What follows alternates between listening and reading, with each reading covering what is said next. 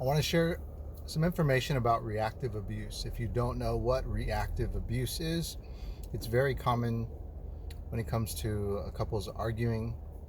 Sometimes it could be with other people arguing, but many times it's more prevalent in arguments between couples. Reactive abuse is basically someone who is typically is the abuser or manipulator, narcissist. They may not be all these things, or they may be one of these things, or they may be all of those things, but they are typically the perpetrator. And what that perpetrator will do, the one who's starting the argument, the fight, or manipulation, is they're going to do something or say something. They may take a jab at you mentally by saying something about your parents, you as a parent yourself, or something personal about you, just to belittle you or hurt you.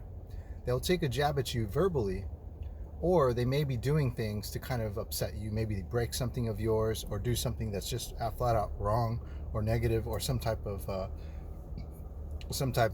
physical violence or action to get a reaction out of you.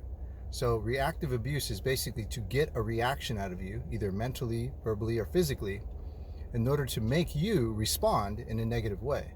So once you're upset and pissed off, you're going to say something because you're in so much shock. You effing whatever, or you, how could you, and you get angry, or you might lash back out in a physical manner. Many times, and many guys are on the receiving end of this. Women too, just be fair, but many men are on the receiving end because women typically are not the bigger physical stature and the aggressor. So men don't want to be, but women will push the buttons of a man. This is just this is not to down men or women. It goes both ways, guys. But I'm just giving you an example of the more common. So the woman is maybe a smaller stature. She realizes she can't physically dominate the man, so she'll say something to really jab at his heart and push the buttons, which will, men, if you're not fully in control of yourself and have full confidence in staying calm during pressured moments, you will lash out. You may physically lash out, you may verbally lash out, and then you are suddenly the abuser. So it's the reactive abuse. They're trying to get a reaction out of you to claim you as the abuser, when really you are the victim and they are the perpetrator. So this is just a quick tip on what reactive abuse is, and be aware of it. Many times reactive abuse is that person who reacts may not be the perpetrator, they may be the victim, but now you have to fully accept and own up all that you did wrong. Now you're the bad guy, and there's no other way to kind of get yourself clear from it. You may have physically done something through violence of the person or property, and then you're in jail, and there you are. You need to get full control of your emotions. You need to practice best practices. You need to calm your mind, breathe, think properly.